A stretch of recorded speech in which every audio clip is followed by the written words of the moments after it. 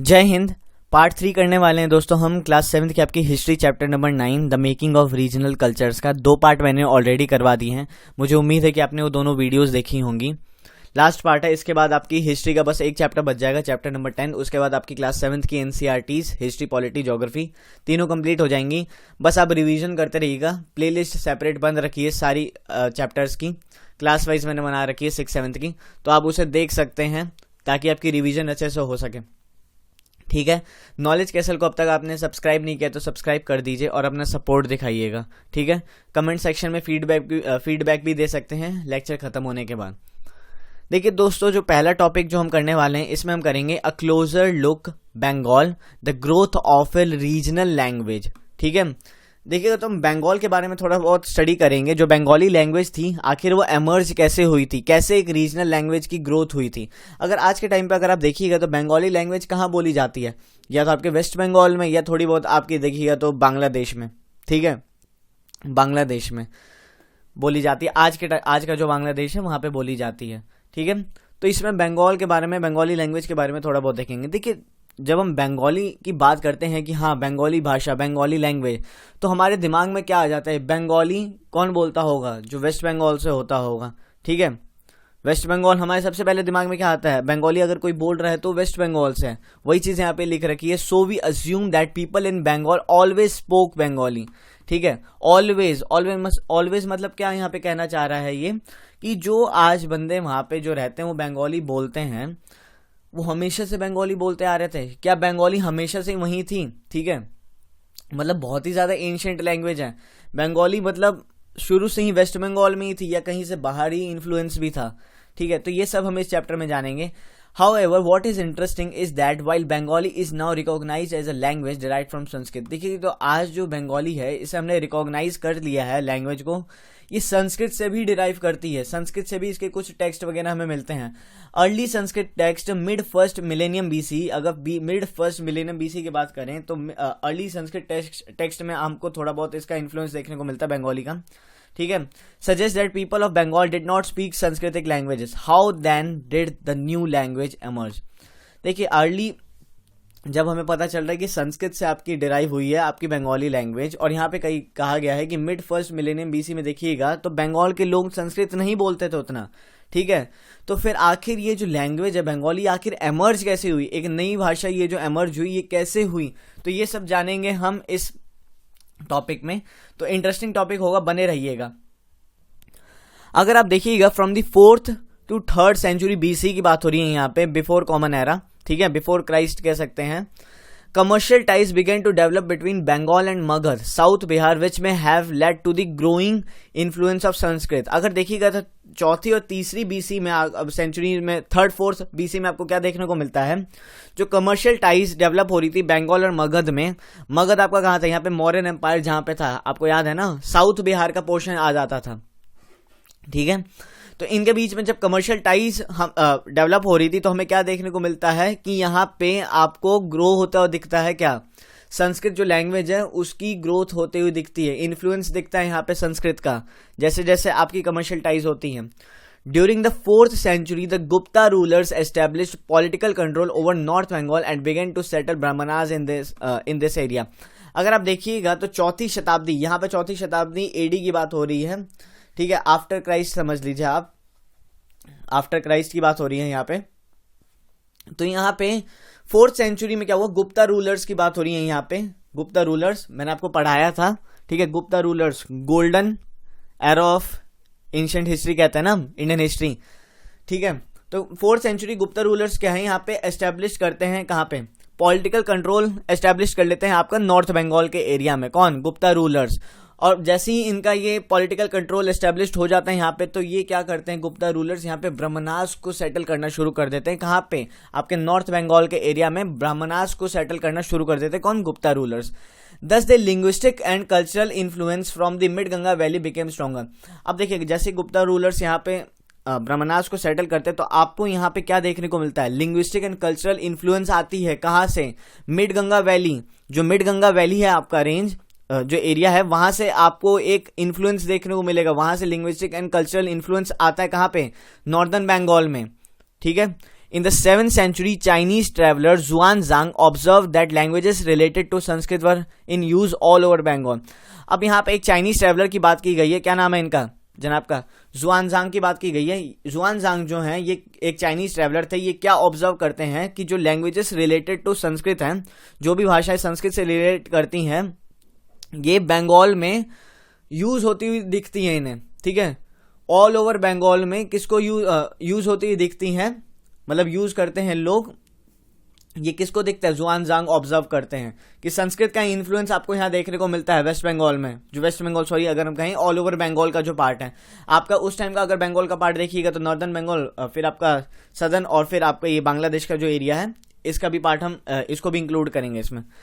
From the 8th century, Bengal became the centre of regional kingdom under the पालास।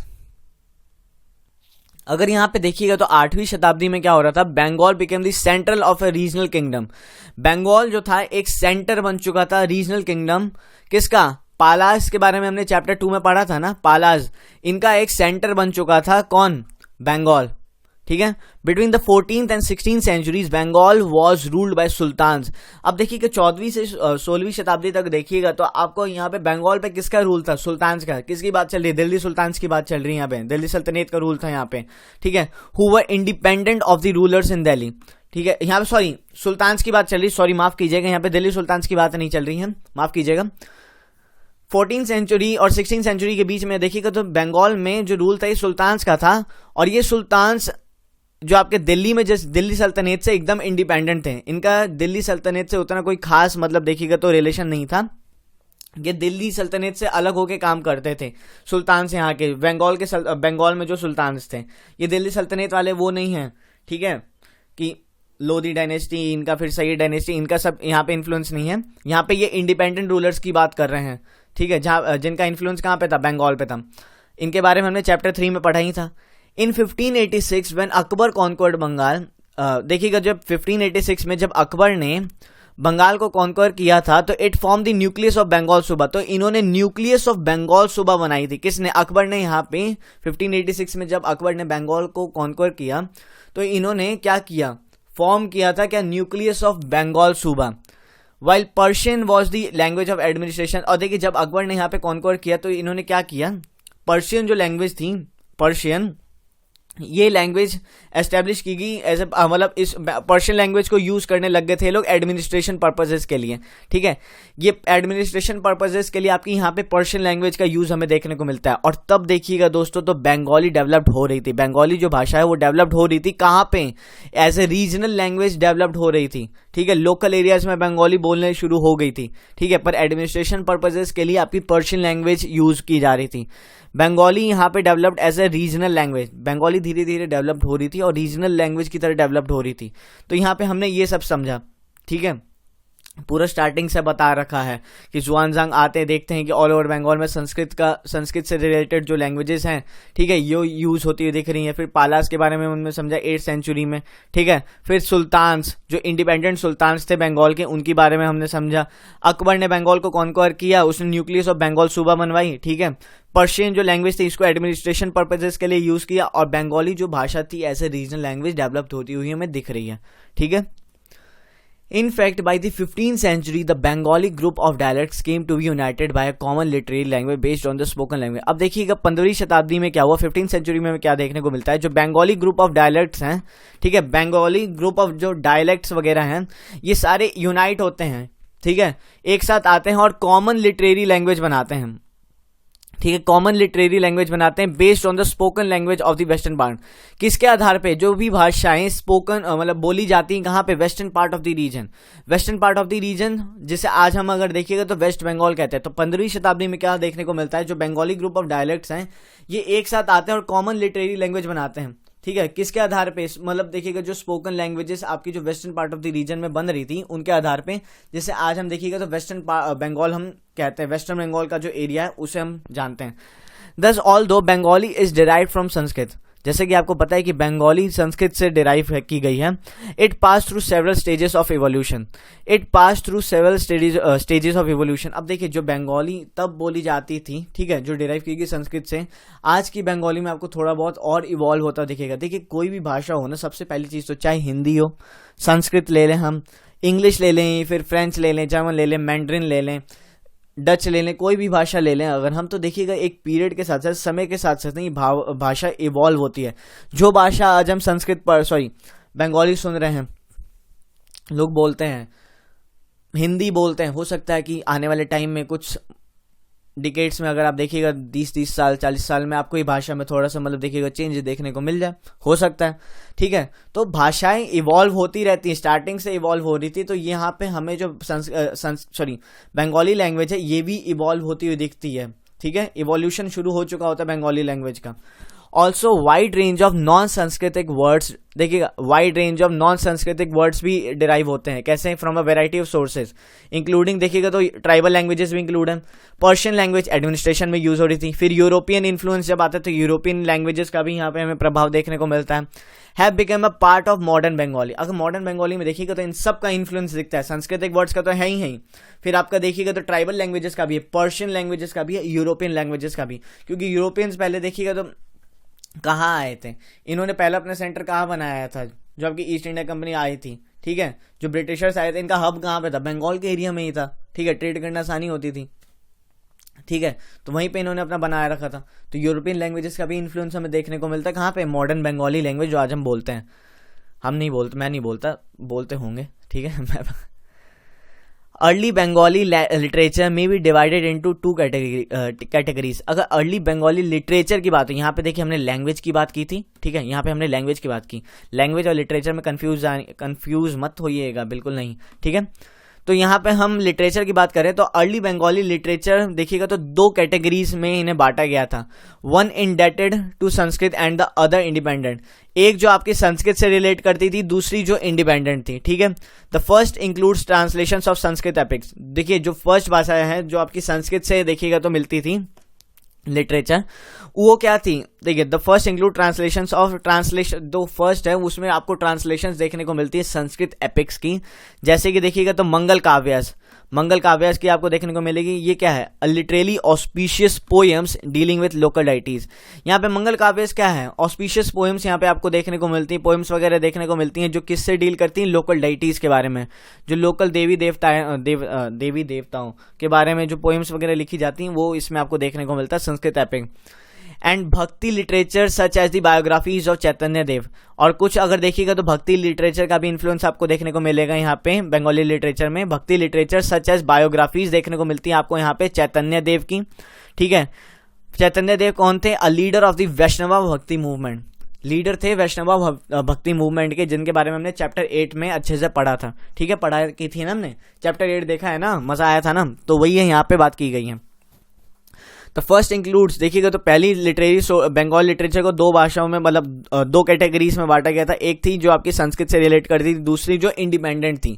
तो देखिएगा जो first category में जो आती थी उसमें आपको संस्कृत एपिक्स के ट्रांसलेशंस देखने को मिलते हैं, जैसे कि मंगल काव्यज, ठीक है, फिर इसमें आपकी पोएम्स वगैरह जो लोकल डिटीज के बारे में बताती हैं। उसके बाद देखिएगा तो भक्ति लिटरेचर का इन्फ्लुएंस, ठीक है, सच एज बायोग्राफीज और चैतन्य देव की। चैतन्य देव कौन थे, लीडर ऑफ द वैष्णवा भक्ति मूवमेंट, इंपॉर्टेंट है, अंडरलाइन कर लीजिएगा, हो सकता है पूछ लिया जाए आपसे किसी एग्जाम में कि चैतन्य देव बताइए किसके लीडर थे, तो आप बता सके कि वैष्णवा भक्ति मूवमेंट के, ठीक है।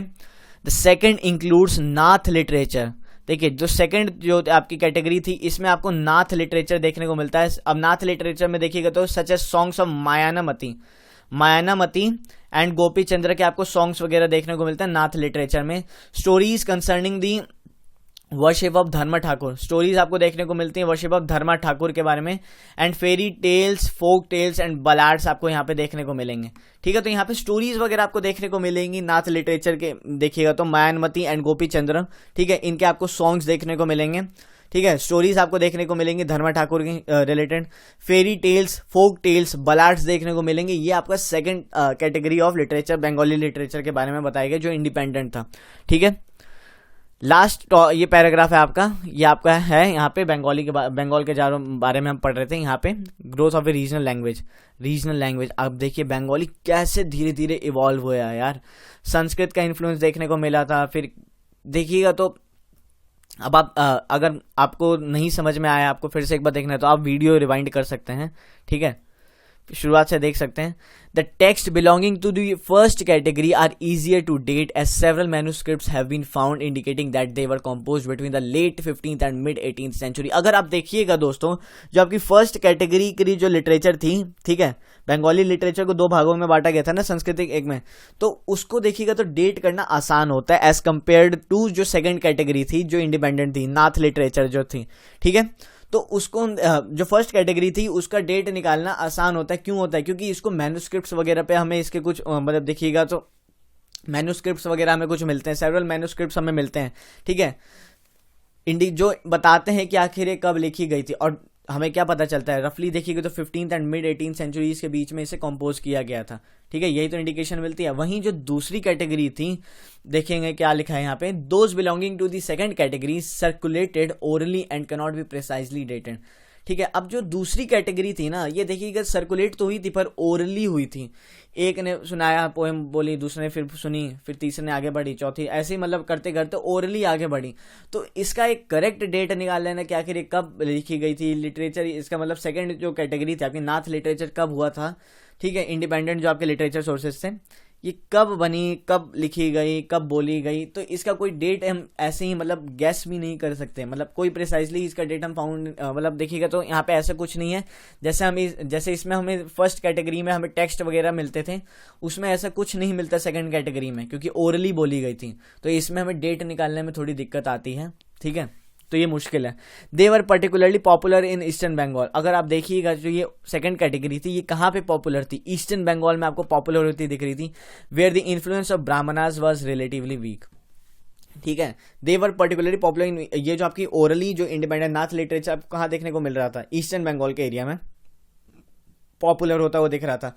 ईस्टर्न बंगाल इसलिए क्योंकि यहाँ पे जो ब्राह्मणास का जो इन्फ्लुएंस था ये रिलेटिवली वीक था एज कम्पेयर टू अगर आप देखिएगा तो जो आपका नॉर्दर्न बंगाल का साइड था, ठीक है। तो यहाँ पे ब्राह्मणास का भी इन्फ्लुएंस कम था। तो ये आपका एक टॉपिक कंप्लीट हो गया, ठीक है। उम्मीद है कि आपको मजा आया होगा। मजा आया तो यार नॉलेज कैसल को सब्सक्राइब तो कीजिए फटाफट। इंटरेस्टिंग इतना टॉपिक है तो काहे की देरी करनी बबुआ, नॉलेज कैसल को सब्सक्राइब कीजिए फटाफट। वीडियो को लाइक कीजिएगा अगर अच्छा लग रहा है तो कमेंट कीजिए, एंड दोस्तों में अपने शेयर कीजिए, क्योंकि इंटरेस्टिंग टॉपिक है तो आपको मज़ा आ रहा है तो उन्हें भी मज़ा आना चाहिए जिन्हें आप शेयर करेंगे, ठीक है। तो शेयर कीजिएगा। आगे बढ़ते हैं, नेक्स्ट टॉपिक हम करेंगे पीड्स एंड टेम्पल्स। देखिए पीड्स क्या होते हैं? पीड देखिएगा तो एक पर्शियन लैंग्वेज है जिसका मतलब देखिएगा तो क्या है? Spiritual guide. स्पिरिचुअल गाइड मतलब कह सकते हैं कि कोच की तरह, कोच जो नहीं होता हमें सिखाता है, तो वही ये स्पिरिचुअल गाइड जो हमें आगे लेके जाएगा, गाइड की तरह एक जो स्पिरिचुअलिटी की तरफ लेके जाएगा। तो यहाँ पे पीड्स एंड टेम्पल्स की बात की गई है। पीड्स एंड टेम्पल्स के बारे में थोड़ा बहुत हम पढ़ेंगे। चलिए थोड़ा बहुत चलें आगे, हम अब पढ़ते हैं, ठीक है। From the 16th century, people began to migrate in large numbers from the less fertile western Bengal to the forested and marshy areas of southeastern Bengal. अगर आप देखिएगा तो 16th सेंचुरी के अराउंड में क्या होता है, जो लोग होते हैं, ठीक है, लार्ज नंबर्स में, ठीक है, ये माइग्रेट होना शुरू हो जाते हैं। कहाँ से? जो लेस फर्टाइल जो आपका वेस्टर्न बंगाल का जो एरिया था, तो माइग्रेट होना शुरू हो जाते हैं फॉरेस्टेड एंड मार्शी एरिया। जो साउथ ईस्टर्न बंगाल का जो पोर्शन था वो आपका फर्टाइल था, ठीक है, फॉरेस्टेड था एंड मार्शी एरियाज, ठीक है। तो यहाँ पे आपकी जो लार्ज पॉपुलेशन है ये माइग्रेट होना शुरू हो जाती है। कहाँ से? वेस्टर्न बंगाल से साउथ ईस्टर्न बंगाल की तरफ, ठीक है। यहाँ पे हमें ये देखने को मिलता है, as they moved eastwards they cleared forest and brought the land under rice cultivation. अब यहाँ पे राइस कल्टीवेशन की बात की गई, देखिएगा क्या बात की गई यहाँ पे। जैसे जैसे साउथ ईस्टर्न बंगाल की तरफ मूव कर रहे थे तो इन्होंने जंगल काटे, जंगल को काटा, ठीक है, क्लियर किए, फॉरेस्टेड एरिया था, ज्यादा था, ठीक है, जमीन उपजाऊ थी, तो वहां पे इन्होंने फॉरेस्ट को काटा और जो जमीन बची उसको ये इन्होंने वहां पे इन्होंने राइस कल्टीवेशन शुरू कर दी। जो जमीन इन्होंने काटी, सॉरी जमीन काटी कह रहा हूँ, फॉरेस्ट वहां पे क्लियर किए जब ये मूव कर रहे थे ईस्टवर्ड्स। तो वहां पे जब फॉरेस्ट क्लियर कर दिए तो इन्होंने उसके बाद क्या किया, जब फॉरेस्ट क्लियर हो गए तो वहां पे राइस कल्टीवेशन इन्होंने स्टार्ट कर दी, ठीक है, राइस कल्टीवेशन वहां पे स्टार्ट हो गई थी। Gradually, local communities of fisher folk and shifting cultivators, often tribals, merged with the new communities of peasant. Gradually देखिएगा तो क्या होता है, जो local communities आपको fisher folks दिखते हैं, ठीक है, मछुआरे, फिर shifting cultivators, ठीक है, shifting cultivators slash and burn, याद है ना, ऑफन ट्राइबल्स वगैरह कुछ, ये क्या होते हैं, मर्ज कर जाते हैं न्यू कम्युनिटीज ऑफ पीजेंट से, जो कम्युनिटी आ रही थी वेस्टर्न बंगाल से, उनके साथ ये मर्ज कर जाते हैं. This coincided with the establishment of Mughal control over Bengal with their capital in the heart of eastern delta Dhaka. ठीक है, फिर यहाँ पे अगर आप देखिएगा तो मुगल कंट्रोल भी हमें देखने को मिला था बंगाल में, जब इन्होंने क्या किया था, with their capital in the heart of eastern delta at Dhaka. ठीक है, बंगाल में जब मुगल कंट्रोल हुआ था तो इनका कैपिटल क्या था, ढाका, जो आज के टाइम पे किसका कैपिटल है, बांग्लादेश का ना. ठीक है, ढाका में इन्होंने अपना कैपिटल बनाया था कि इन्होंने, मुगल्स ने. Officials and functionaries received land and often set up mosque that served as centres for religious transformation in these areas. अब देखिए, जब यहाँ पे ये लोग मुगल कंट्रोल आया था तो कुछ लोग भी आए होंगे, कुछ ऑफिशियल्स भी आए होंगे, फंक्शनरीज भी आए होंगे. तो क्या हुआ, जो ऑफिशियल्स और फंक्शनरीज थे इनको लैंड गिफ्ट की गई. ठीक है, जब इन्हें लैंड दी गई तो इन्होंने, जो ऑफिशियल्स फंक्शनरीज थे, इन्होंने क्या किया, मस्जिदें बनवाई, मॉस्क्स बनवाए. ठीक है, that served as centre for religious transformation in these areas. अब इसके तहत क्या हुआ, जिस एरिया में मॉस्क वगैरह बनवाए इन्होंने, जो ये फंक्शनरीज ऑफिशियल्स थे, तो उस एरिया में आपको रिलीजियस ट्रांसफॉर्मेशन देखने को मिलेगी इन एरियाज में. तो ये भी हमें यहाँ पे पता चलता है. The early settlers sought some order and assurance in the unstable condition of the new settlement. ठीक है, जो अर्ली सेटलर्स थे, क्या हुआ था, वो एक तो पहले वो देखिएगा तो अनस्टेबल थे. अब उन्हें क्या हुआ, जैसे जैसे यहाँ पे मुगल कंट्रोल आ रहा था तो उन्हें एक अश्योरेंस मिल रही थी कि जो अनस्टेबल कंडीशन थी अब वो थोड़ी, अब देखिएगा तो स्टेबल होगी, और न्यू सेटलमेंट्स जैसे जैसे आएंगे तो थोड़ी कंडीशन स्टेबल होगी, क्योंकि लोग भी आ रहे हैं, एक रिलीजियस सेंटर बन रहा है वहाँ पे, रिलीजियस ट्रांसफॉर्मेशन हमें वहाँ देखने को मिल रही है. ठीक है, तो वो भी खुश थे. These were provided by community leader who also functioned as teachers and adjudicators and were sometimes ascribed with supernatural powers. ठीक है, अब देखिए यहाँ पे आपको देखने को मिलेगा कम्युनिटी लीडर्स बन के आते हैं, पीर्स की बात हो रही जनरली यहाँ पे, कम्युनिटी लीडर्स आपको देखने को मिलेंगे who also function as teacher. Community leaders जो फंक्शन करते थे एज ए टीचर भी करते थे, एज एडजुडिकेटर्स. ठीक है, जो जुडिशियल डिस्प्यूट्स वगैरह होते थे उनमें इनका रोल होता था. ठीक है, तो ये उनकी बात की गई है. एडजुडिकेटर्स भी होते थे. ठीक है, and were sometimes ascribed with super natural powers. And कभी कभी तो इन कम्युनिटी लीडर्स को कहा जाता था कि इनके पास सुपर नेचुरल पावर्स हैं. किसी की तबीयत खराब हो गई, हाथ फेर दिया, सर पे कुछ दवाई ववाई लगा दी, वो ठीक हो गया, तो कह नहीं देते थे कि यार मतलब अद्भुत शक्ति है, सुपर नेचुरल पावर्स. तो इनमें हमें वो देखने को मिलता था. People refer to them with affection and respect as pir. लोग उन्हें क्या कहने लग गए थे, लोग उन्हें प्यार करने लगे थे, रिस्पेक्ट देने लग गए थे, और उन्हें पीर कहने लगे थे. पीर का मतलब बताया था ना, स्पिरिचुअल गाइड. पर्शियन लैंग्वेज है पीर, जिसका मतलब क्या होता है, स्पिरिचुअल गाइड. तो हमें ये देखने को मिल रहा था कम्युनिटी लीडर्स के बारे में, जैसे जैसे वहाँ पे रिलीजियस ट्रांसफॉर्मेशन हमें होती हुई दिख रही थी वेस्ट बंगाल के एरिया में.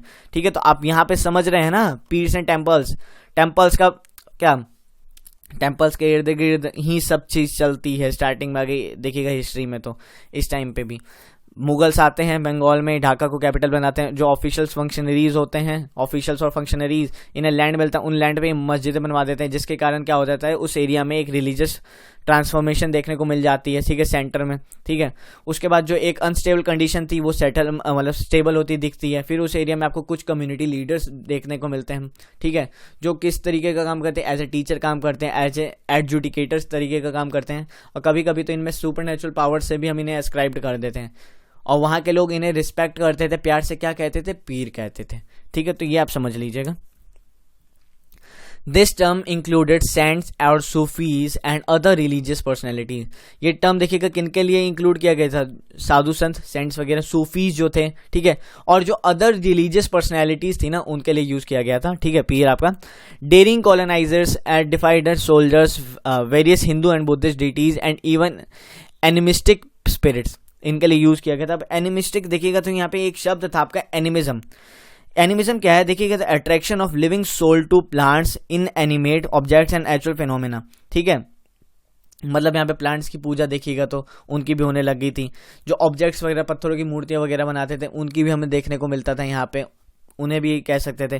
फिर नेचुरल फिनोमेना, बारिश वगैरह हो रही है, ठीक है, तो इन सब चीज़ों से आप समझ सकते हैं एनिमिस्टिक स्पिरिट्स, ठीक है। नॉन लिविंग जो है ना, उनकी भी पूजा पाठ होने लग गई थी, स्पिरिट्स कि इनमें भी आत्मा है, ठीक है। आत्मा कहते नहीं, वो सुन नहीं होगा, दीवारों के भी कान होते हैं, कुछ ऐसा सिस्टम था यहाँ पे। The cult of pirs became very popular and their shrines can be found everywhere in Bengal. देखिए जो कल्ट था ना, पीड्स यहाँ पे बहुत जल्दी पॉपुलर होने शुरू हो गए थे, और इनके जो श्राइन्स वगैरह है ना, ठीक है, ये हमें बंगाल में आज भी देखने को मिलेंगे। बंगाल में एवरीवेयर मतलब हर जगह फैल चुके थे, ठीक है। Bengal also witnessed a temple building spree from the late 15th century which culminated in the 19th century। Bengal में देखिएगा तो टेम्पल बिल्डिंग का भी शुरू हो गया था सिस्टम, कब से? 15वीं शताब्दी से, और ये कब तक चला था? 19th सेंचुरी तक चला था। We have seen chapter 2 and 5 that temple, chapter 2 and 5 में हमने देखा था, इनके बारे में पढ़ाई की थी, that temples and other religious structures were often built by individuals और groups who were becoming powerful. अब चैप्टर नंबर 2 and 5 में हमने क्या पढ़ा था कि जो लोग पावरफुल होते हैं, जिन लोगों के पास पैसा ज़्यादा होता है, या जिन लोगों को अपनी पावर वेल्थ शो करनी होती है, वो क्या करते हैं? मंदिर बना देते हैं, ठीक है, मंदिर बना देते हैं, टेम्पल्स वगैरह फॉर्म करवा देते हैं, ठीक है, अपनी पावर दिखाने के लिए, to both demonstrate the power and proclaim their party, ठीक है, पावर दिखाने के लिए, पार्टी दिखाने के लिए कि ठीक है। तो इन सबसे आप समझ सकते हैं मंदिरें बना देते थे जो भी पावरफुल होता था। ये हमने चैप्टर नंबर 2 and 5 में पढ़ाई है। Many of the modest brick and terracotta temples in Bengal were built with the support of, देखिए, many of the modest brick and terracotta temples in Bengal were built with the support of several low social groups such as the Kolu. अब देखिएगा तो यहाँ पे modest brick, देखिए बहुत ज्यादा modest brick के या टेराकोटा टेम्पल्स आपको देखने को मिलेंगे, मॉडेस्ट ब्रिक, ठीक है, और टेराकोटा के आपको टेम्पल्स देखने को मिलेंगे बंगाल में, ठीक है, जिनको बनाया गया था किसके सपोर्ट से? ठीक है, ठीक है, लो सोशल ग्रुप जो होते थे ना, उनके सपोर्ट से बनाया गया था, ठीक है। किसको? जो आपके मॉडेस्ट ब्रिक या टेराकोटा टेम्पल्स वगैरह, ये आपको दिखाऊंगा आगे इमेज में, ठीक है, इनको बनाया गया था किनके सपोर्ट से? जो लो सोशल ग्रुप्स होते थे। अब लो सोशल ग्रुप्स में कौन कौन आ गए? जैसे कोलू हो गए, ऑयल प्रेशर्स, ठीक है, एक कास्ट होती थी इनकी कोलू, तो इनके मान सकते हैं आप, ये एक सोशल ग्रुप हो गया। फिर एक होते थे कंसारी कौन होते थे? बेल मेटल वर्कर्स होते थे। तो इन जो लो सोशल ग्रुप्स होते थे ना, इनके लिए देखिए इनके सपोर्ट से आपके मॉडेस्ट ब्रिक और टेराकोटा के आपको टेम्पल्स देखने को मिलते हैं बंगाल में, आज भी देखने को मिल जाएंगे। The coming of European trading companies created new economic opportunities. अब देखिए, जैसे मैंने आपको बताया था, जैसे कि आपको यूरोपियन ट्रेडिंग कंपनीज जैसे जैसे यहाँ आती है, तो यहाँ पे इकोनॉमिक अपॉर्चुनिटीज भी क्रिएट होती हुई दिखेंगी, नई इकोनॉमिक अपॉर्चुनिटीज एमर्ज होंगी, ठीक है। Many families belonging to these social groups availed of these, ठीक है, और काफ़ी जो आपकी जो फैमिलीज थी जो इन सोशल ग्रुप्स में थी, ठीक है, जो लो सोशल ग्रुप्स में थी, इन्होंने इसका फ़ायदा उठाया, ठीक है, काम वाम किया।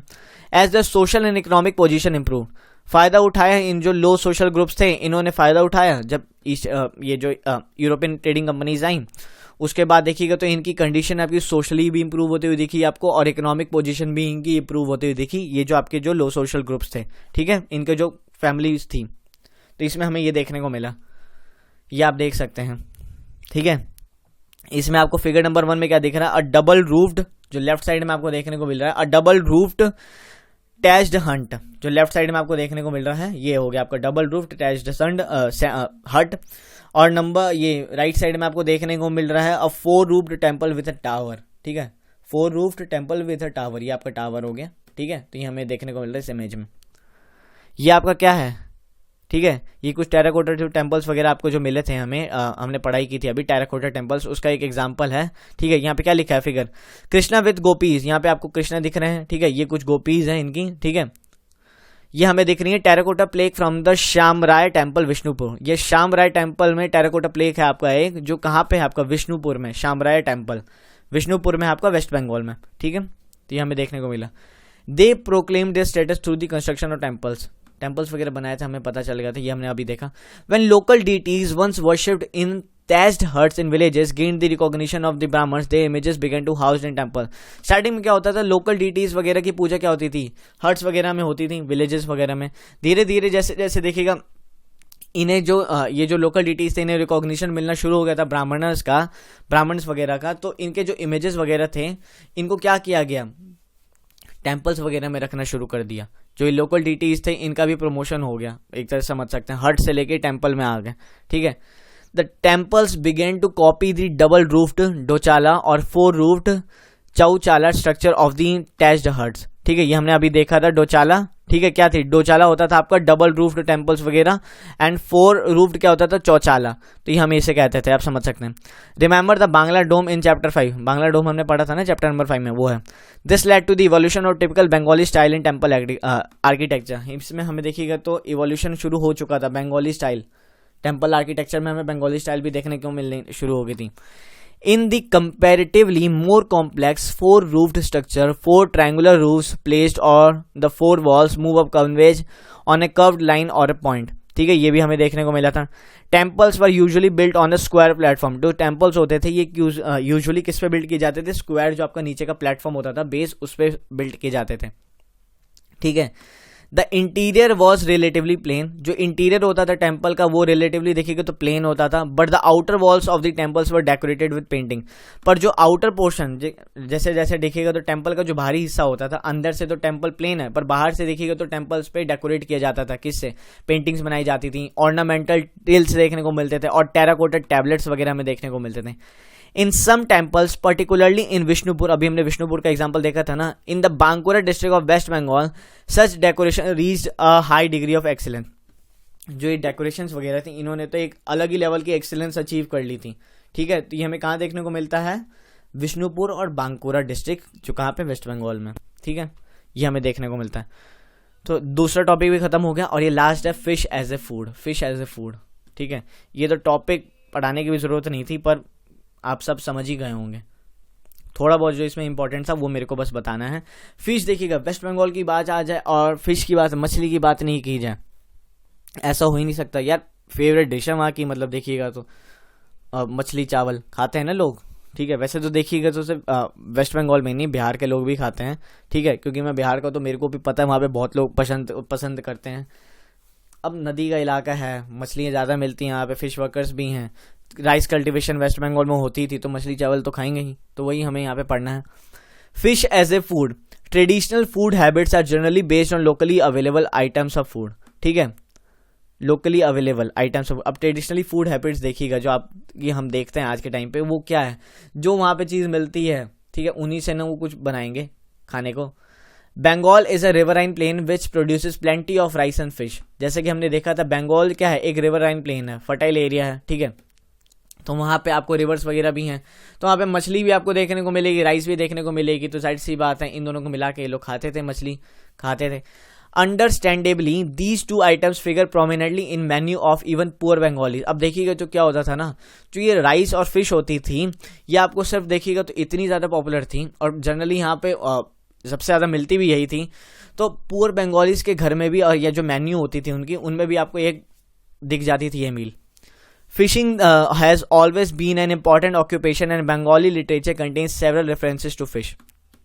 ठीक है, अब फिशिंग देखिएगा बंगाल के रीजन में one of the most important occupation हमें देखने को मिलता था। और देखिएगा बंगाली लिटरेचर में तो हमें काफ़ी सारे रेफरेंसेस मिलते हैं फिश के। ठीक है, यहाँ पे मछली की बात चल रही है, फिश के काफ़ी सारे रेफरेंसेस देखने को मिलेंगे। What is more, terracotta plaques on the walls of temples and viharas, Buddhist monasteries, जो आपकी विहारास थी क्या है, Buddhist monasteries depict scenes of fish being dressed and taken to the market in baskets.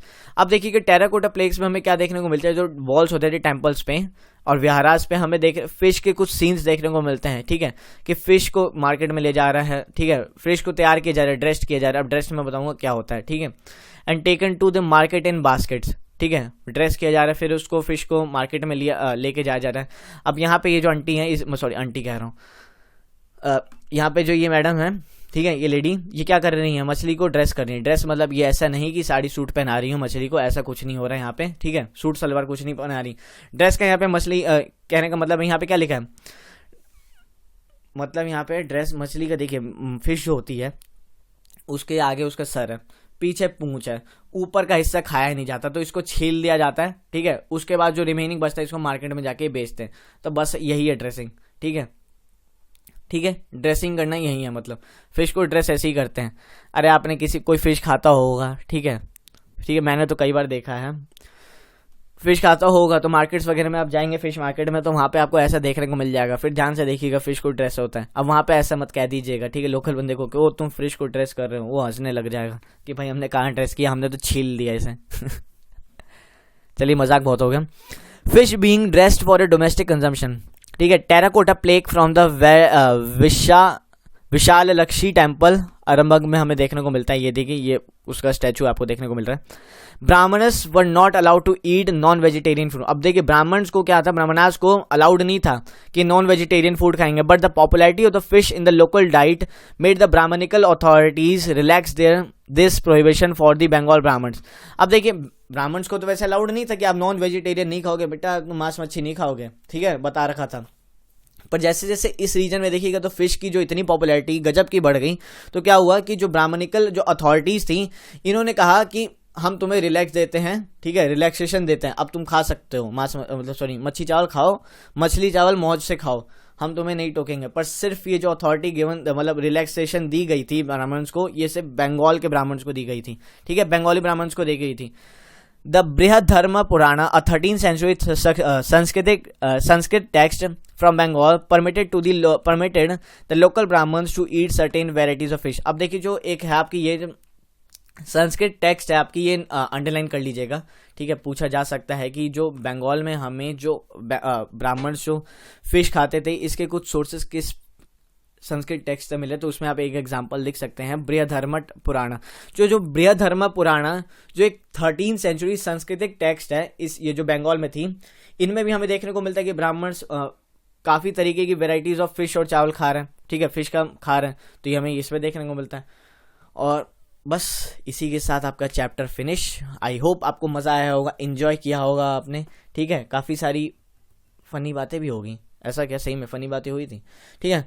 मज़े से हमने इस चैप्टर को कंप्लीट किया, 2 पार्ट्स कर चुके थे, आज तीसरा भी हमने कंप्लीट कर दिया, ठीक है, आज हमने तीसरा भी कंप्लीट कर दिया।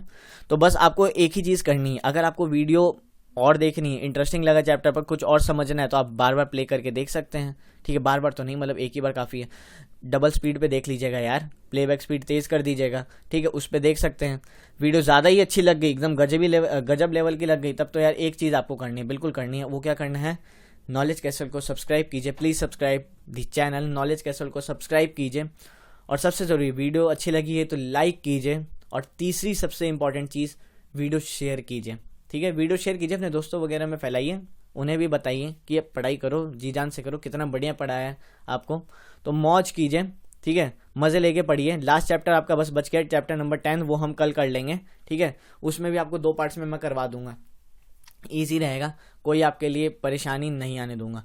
तो बस आपको इतना करना है, नॉलेज कैसल को सब्सक्राइब कीजिए, वीडियो को लाइक कीजिए, शेयर कीजिए, रिवीजन करते रहिए, पढ़ाई लगातार करते रहिए, पढ़ाई नहीं रुकनी चाहिए। और कमेंट करके यार फीडबैक बताइए, फीडबैक पता है बहुत ज़रूरी होता है किसी भी चीज़ के लिए। एक प्रोडक्ट भी निकालती है ना कंपनी, तो उसका फीडबैक जानने का उन्हें मतलब शौक क्या, फीडबैक तो जानना यार सबका मतलब हक ही है एक तरह से। हम आपके लिए काम कर रहे हैं, आपके लिए लेक्चर्स ला रहे हैं, अगर आप अपना फीडबैक नहीं देंगे तो थोड़ी दिक्कत है ना। फीडबैक दीजिए, लाइक डिसलाइक कमेंट सेक्शन में जो लिखना है आप लिखिए, ठीक है, ठीक है। जो भी आपको पूछना है पूछिए, बेझिझक पूछिए, ये सब आप ही का है, ठीक है। आपको लेक्चर मैंने करवा दिए, बहुत इंपॉर्टेंट चैप्टर था एक तरह से। देखिए काफ़ी सारी टर्मिनोलॉजीज, काफ़ी सारी टेक्स्ट वगैरह के हमने बारे में पढ़ाई की है। 6th की अगर देखिएगा तो हमने 6th में भी बहुत चीज़ें जानी थी, तो ये इंपॉर्टेंट हो जाता है, आप इसको अच्छे से कवर कीजिए, पढ़ाई कीजिए। तो दोस्तों आपका चैप्टर यहीं ख़त्म होता है। नॉलेज कैसल को सब्सक्राइब कीजिएगा। Thanks for watching this video lecture. God bless you all. जय हिंद।